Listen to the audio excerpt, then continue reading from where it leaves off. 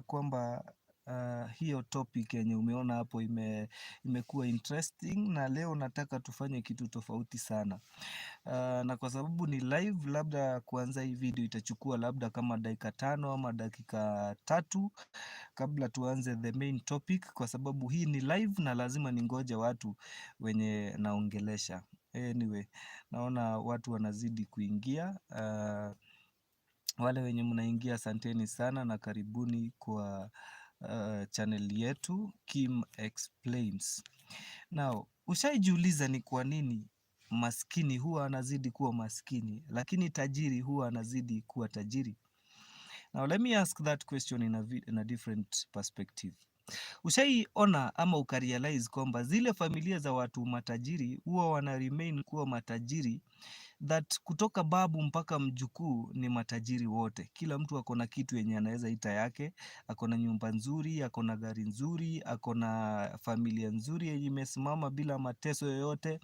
Lakini kuna familia ingine pia unajua kwamba hiyo familia kutoka babu ya babu walikuwa maskini, walikuwa wanaishi kwa slums, na mpaka saa hizi wajukuu wao na watoto wa wajukuu wao wote bado wanaishi kwa slums na bado wanazidi kuwa maskini. Asante sana kwa wale wenye wamejoin wakiwa watu wawili, naona tuko online, though sijui ni nani na nani, maybe you can comment, alafu ukiingia usisahau kulike. So leo nataka niwasaidie kupitia kitabu ambacho kinajiita Rich Dad Poor Dad. Itasaidia kuonyesha ama kuexplain ni kwa nini watu wenye ni maskini huwa wanazidi kukaa wakiwa maskini, na kwa nini wale wenye ni tajiri wanaendelea aidha kutajirika zaidi, ama huo utajiri unakuwa unapitishwa kwa generation fulani. Na wale watu ni religious ama watu wa kanisa, wengi watakuambia kwamba inakuanga generational curse, that kuna mtu alicurse hiyo familia. But after passing through this book, Rich Dad Poor Dad, I came to understand that it is nothing to do with curses, it is nothing to do with spirits, and it is nothing to do with anything ama kurogwa. There is nothing to do with that. This is simply something to do with the mind. It starts with the mind and then goes to the action, what you do about what is in your mind. What do you believe in? Now, hii ni kitabu Rich Dad Poor Dad. Ni kitabu imeandikwa na jamaa anaitwa Robert T. Kiyosaki. And Robert T. Kiyosaki anapatiana a very interesting story. Ndio nataka niwapatie kwa lugha ya Kiswahili. I think hata hii video ilifaa kujiita Rich Dad Poor Dad Swahili version.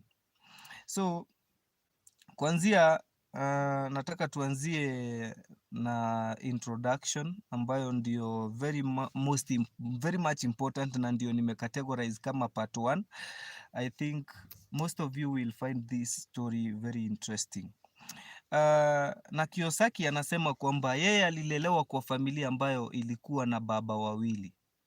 Yani the same way wewe huo unasikia kuna polygamous families, that familia iko na baba mmoja lakini huyo baba ako na bibi wawili ama watatu, wengine nasikia wanakuanga na bibi hata 10.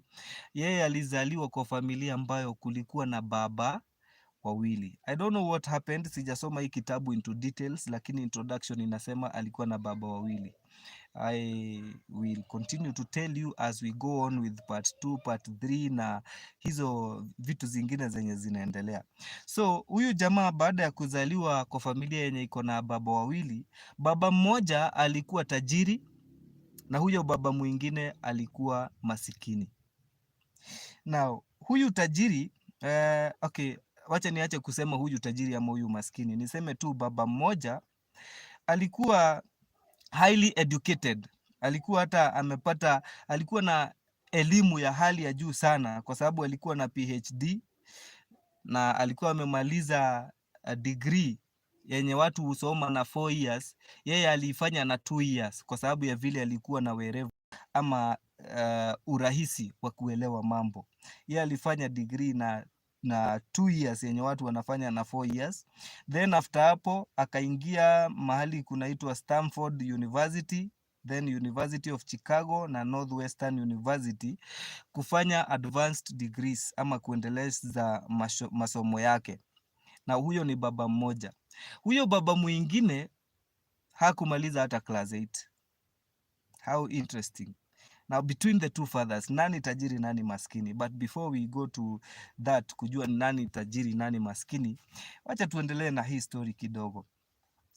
Na anasema kwamba hawa baba wawili wote wawili walikuwa successful. Kila mtu alikuwa na pesa za kutosha zenye mtu anaweza sema kwamba huyu mtu ni successful ama huyu mtu ni tajiri. Yaani wenye sisi wa Kenya ama wale wenye wanazungumza lugha ya Kiswahili tunasema kwamba huyu mtu alikuwa bora. So anasema kwamba walikuwa successful in terms of career, working na maisha yao. Na anasema mmoja alikuwa na struggle financially na mwingine alikuwa one of the most successful or the richest in a place yenye anaita Hawaii. Anasema kwamba baada ya maisha yao kufika mwisho, hao wazee wawili, mmoja wao alikufa, lakini wote walikufa, lakini mmoja wao alikufa akaacha mamilioni nyingi sana kwa familia yake, na wale watu walikuwa wanahusika na yeye wakagawana, wakae wakimkumbuka. Alafu huyo mwingine akikufa aliacha bills zenye hii familia yenye ameacha, badala ya kugawana zile vitu ametafuta kwa maisha yake, huyu sasa yeye aliacha bills, watu wa familia ndio watalipa. Okay. Tena na pia anasema kwamba kwa maisha yake hawa wazee wawili wote walikuwa wana contribute kwa kumlea, na walikuwa wanamuadvise, walikuwa wanampatia advice nyingi so about what to do in life, and so he had to either listen or reject. But anasema kwamba ilikuwa a benefit. While watu wengi wangeona kwamba ati kulelewa na watu wawili ambao unaita baba ingekuwa something that is negative towards your life ama yenye unatumia kama excuse, yeye aliona kama ikiwa positive, kwa sababu anasema kwamba kama alikuwa na baba mmoja, huyo baba ampatie advice, alikuwa na options mbili, aidha kukubali ama kukataa. Lakini sasa ako na wazee wawili, ako na baba wawili, so ako na choice, aidha asikize baba mmoja, hana option ya kukubali ama kukataa. Ako na option ya kwenda kwa ule baba mwingine, asikie huyu baba mwingine anamwambia nini. So pia hiyo advice ya huyo baba wa pili hata ikubali ama ikatae, atajaribu kukompea kati ya huyu na huyu anasema nini. What is the decision I can take yenye inaweza kuwa strongest and the best in relation to this advice yenye napewa, then ange come up na ile decision yenye ingemsaidia zaidi, the best decision ever in his life. Now after this is where now this story gets interesting. So anasema instead of simply accepting or rejecting an advice, ange compare, then I think through to decide which advice was better than the others, and therefore he could make a very important a very informed decision, na huenda decision yake ingekuwa even better than either of the two. Anasema kwamba the problem yenye ilikuwa kati ya hao wazee wawili ni kwamba anasema kwamba instead of yeye kupewa advice alafu anajipata labda aidha imekuwa suluhisho ama imemaliza ile shida yenye alikuwa nayo akienda kuomba hiyo advice, alikuwa anajipata kwamba baada ya kuadvisiwa na hawa wazee wawili, badala ya kupumzika kwamba amepata solution, alikuwa anajipata in a state where anafikiria zaidi badala ya kupumzika. You see, ukiomba mtu advice, tuseme unasumbuliwa, labda ni mambo tuseme ya mapenzi, uko na mtu hapo anakusumbua, so you seek for advice from two people. You want to know whether to dump this girlfriend or what to do with that girlfriend or what to do with that boyfriend or whatsoever. So mtu mmoja anakuadvise, kama ni mtu mmoja anakuadvise, utaenda na hiyo advice ya huyo mtu mmoja, either you decide to go with that advice, to accept ama kureject, uzidi tu na mashida zako. But now you have two people, mmoja anakuambia mtupe kwa sababu ya hii na hii, mmoja anakuambia hapana, vumilia, kuna hii na hii na hii. So hao watu wawili wakikuadvise, utachukua sababu za huyu anakuambia umtupe, ako na sababu, huyu anakuambia usimtupe, ako na sababu zake. Wewe sasa badala ya kupewa solution ya hiyo shida yenye uko nayo, sasa umepewa another challenge. So it is time to start thinking. Badala ya kupumzika, now you have another burden, kuanza kufikiria na kujua what informed decision should I make, what should I do. I know I have this good and I have this good, or I have this bad, I have this good, or I have this good and I have this bad. What do you do after that? So you have time to compare, contrast, alafu then come up with the right decision. So this is the situation yenye huyu jamaa wa hii story yetu alikuwa anajipata wakati ameenda kupata advice kwa hao watu mababa zake wawili. So anasema kwamba alikuwa anajipata in a state of thinking more, comparing and then choosing for myself. The problem was that the rich man was not rich yet and the poor man was not yet poor. So baada ya kuwasikiza, naona kumbe huyu mwenye ni tajiri bado hajakuwa tajiri na huyu maskini bado hajakuwa maskini. Now you have to think.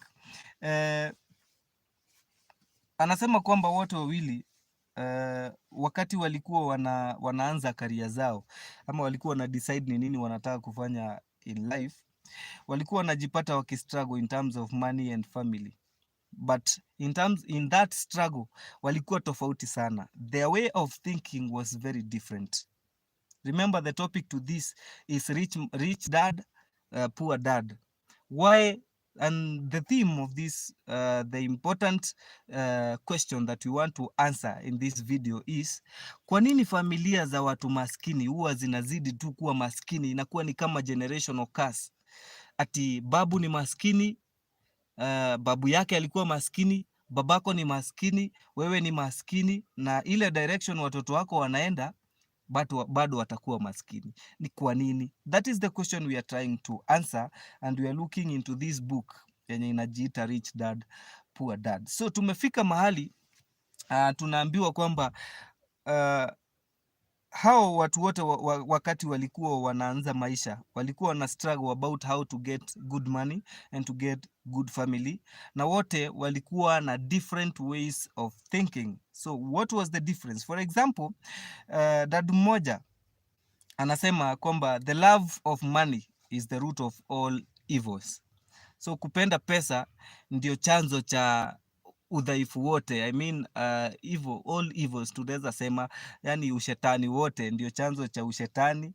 Then the other dad could say lack of money ndio chanzo cha ushetani. That ukiwa na pesa nyingi ndio umeanza sasa, I don't know what to place it, how to explain this in Kiswahili. Na ukipata ni vibaya na ukikosa ni vibaya. One man was thinking about that. And then as a young boy, na mtu ambaye alikuwa na baba wawili, coming up with the right decision was the most difficult task, kwa sababu alikuwa anataka kuwa a good son to both the fathers.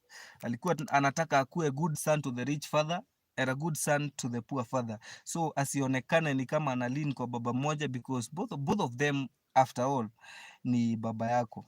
So alikuwa anasema alikuwa anataka kuwa a good son, lakini you want to be a good son, you want to look obedient, but these people ambao ni baba zako wote wawili wako na different opinions. Kila mtu ako na opinion yako, wanafikiria tofauti. Mmoja anakuambia enda hivi, huyo mwingine anakuambia enda hivi. So you have to decide where to go, because you cannot go both sides at the same time. So this guy had to grow up as a very sharp man. So anasema kwamba okay, alikuwa anataka kuwa a good son. The contracts in their views, particularly about money, ukiwasikiza hawa wazee wawili, the rich one and the poor one, kila mtu alikuwa na maono yake ama opinion yake kuhusu, especially kuhusu pesa, because pesa ndio of course pesa ndio ina define whether you are rich or you are poor and how you use that money. Aya, after ameenda kuwauliza advices, yeye alianza kufikiria about badala ya alianza kufikiria about the long term effect of what these two gentlemen were advising him to do. So anasema kwamba time yake nyingi alikuwa anatumia sana sana kufikiria mambo ya future na vile future itakuwa na effect ya hizi advices zenye hawa watu wanampatia into the future, not compared to the present. Aya, then every time mtu mmoja wao angeongea, either the rich and the poor, mtu amesema lazima huyu jamaa angejiuliza swali. Mtu akikuadvise hivi lazima ajiulize kwa nini ameniadvise hivyo, then ajiulize the same question to the other dad mwenye amempatia a different opinion, ajiulize pia ni kwa nini. So you have to agree with each of them so that you look like a good son.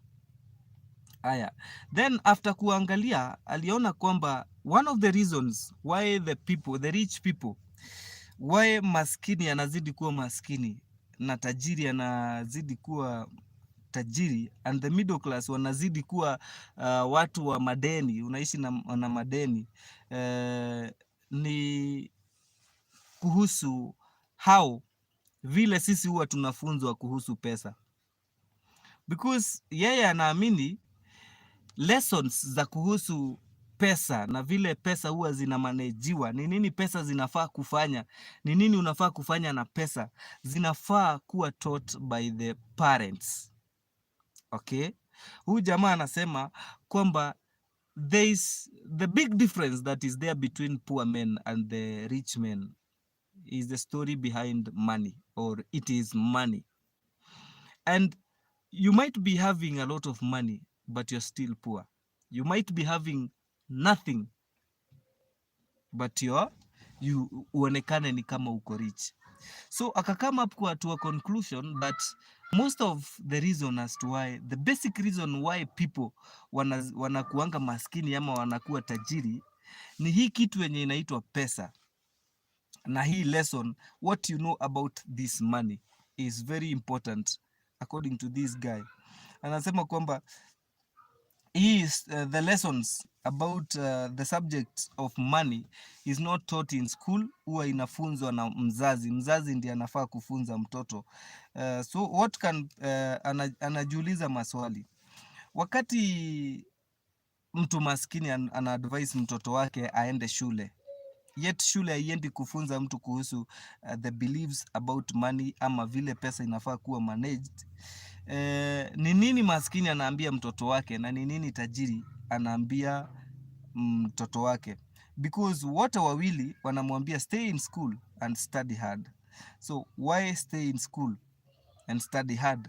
Now what is in the mind of the poor man is very different from what is in the mind of the rich man. So anasema sadly money is not taught in school.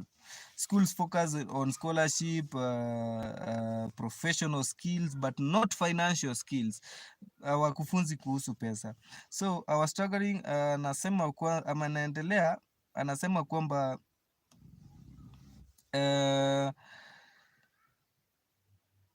kwa sababu alikuwa na two influential fathers, alilearn kuhusu huyu maskini huwa anaambia nini watoto wake na huyu tajiri huwa anaambia nini watoto wake. Then he came to learn that when they have a problem with solving something, ama uko na kitu unataka kununua, labda say you want to buy a good phone, umeenda kwa duka ya simu, ukapata kuna simu maybe aina ya Samsung, and this phone is very interesting and you want to buy it, you really need it, you love it, anasema kwamba perspective ama akili za maskini huwa anajiambia I can't afford it. Okay, maskini anajiambia I can't afford it, lakini tajiri anajiambia, anajiuliza swali instead of the statement, because maskini si amesema I can't afford it. Tajiri yeye badala ya kusema I can't afford it, anajiuliza swali, how can I afford it? So you see there's a big difference between the way the poor man thought and how the rich man thought. Because the rich man amejiuliza swali, amejiuliza naweza afford hii kitu aje? So from that particular point akona task ama akona kazi ngumu ya kufikiria vile anaweza fanya ndio apate pesa za kununua hii simu. Lakini maskini alisema hawezi, hiyo story ikaisha, akili yake ikaisha na akatosheka na maisha ikaendelea. But now the tajiri ameanza officially kufikiria vile anaweza pata hiyo simu kwa kuweka njia ama mikakati ya vile anaweza pata pesa ama vile anaweza afford hiyo simu ikuwe yake.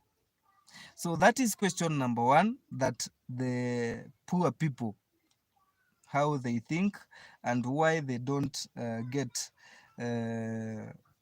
they always remain poor, because unaendelea kujiuliza, unaendelea kuwa okay with the current situation and your poverty, lakini tajiri anajiuliza swali atapataje? So anaanza kufanya kazi kwa bidii, ajue vile atapata ama vile atasuluhisha ile shida ako nayo. So I think guys, from that particular point I want to end this part 1. Tukutane for part 2 in the next video so that I can explain to you what happened next and who is next. Thank you very much guys for watching this and for watching to the end. Kindly hit that subscribe button yenye iko hapo chini imeandikwa na red, then after kuguza hiyo subscribe button kuna kabeli inatoka, guza hiyo bell so that nikiweka part 2 utakuwa notified na utajua. Let's run this race. You should not be in a family where there is a generational curse. There is nothing like a generational curse. It is always everything to do with your mind, and stay tuned for part 2 because this part 2 will blow your mind. Thank you so much. Have a nice time. Saluti.